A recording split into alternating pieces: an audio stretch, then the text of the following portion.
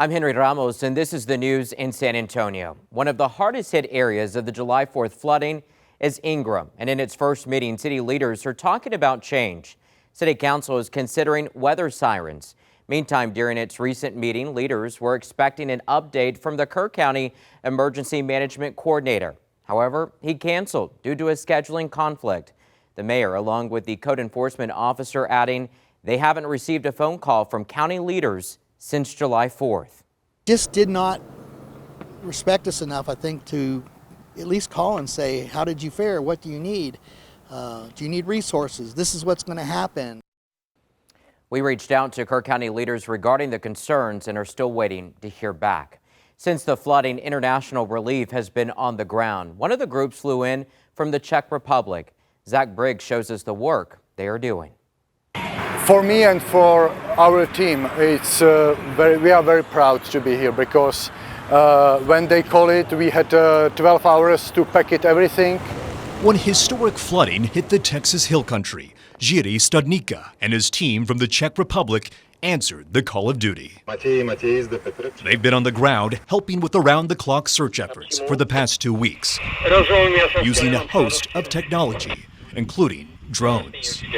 We will start with the small drones, and we are doing searching around. We are discussing every time. We are finding the best way how to help and how to find somebody.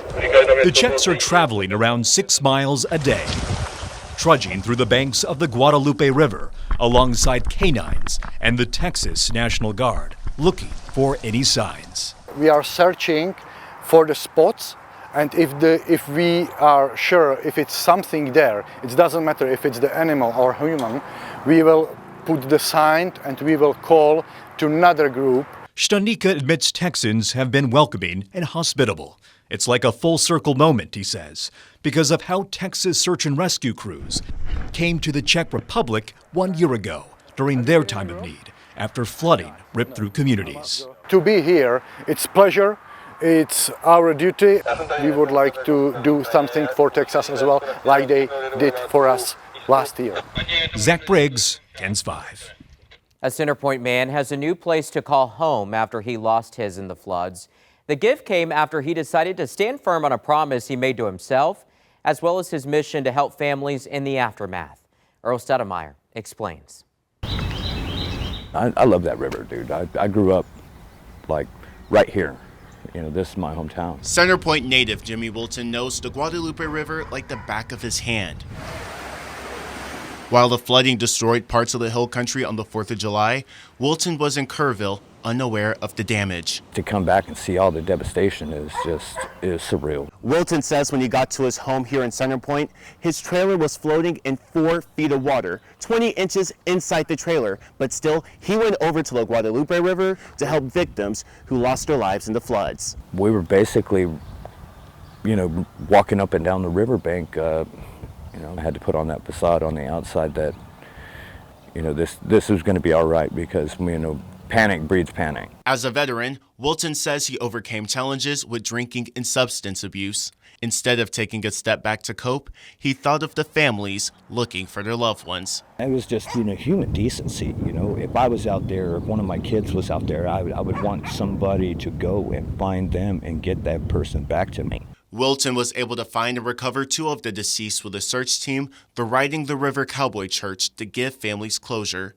Doing all of this work without a home, volunteers and coordinators were able to get Wilton a new RV thanks to a donor in the community. I guess for being selfless, I was repaid.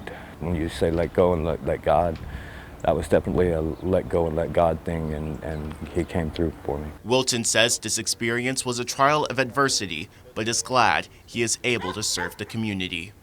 In Center Point, Earl Stedemeyer, KENS 5. The Alamo posted on social media regarding the passing of music icon Azie Osborne. In 2015, Osborne visited the Alamo as hundreds of fans waited for hours just to try to get a glimpse. And you might remember, in 1982, Osborne was arrested in San Antonio for public intoxication and for urinating on the Alamo cenotaph. He was originally banned for life from the Alamo because of what happened. Well, during his 2015 visit, we spoke with fans who thought Azie should be given a second chance. Everyone does stupid things when they've been drinking. But I'll tell you one thing, the fact that he's come here and the fact that he's willing to come out here, you know, and acknowledge what he did, you know, and interact with the town, with the city, with the people, you know, says a lot about the type of person he is. In 1992, Osborne personally apologized to the San Antonio mayor at the time and expressed genuine remorse for his actions. He was later pardoned for his actions after donating $10,000 to the Daughters of the Republic of Texas, who applauded his apology. On Tuesday, the Alamo wrote on social media that Osborne's redemption and reconciliation have also become a part of Alamo history, and that his visit to the Alamo grounds in 2015 allowed him to appreciate the site's profound history. They wrote, quote, "At the Alamo, we honor history in all its complexities. Today, we acknowledge Azie Osborne's journey from regret to reconciliation at the historic site, and we extend our condolences to his family, friends, and fans around the world. May he rest in peace," end quote.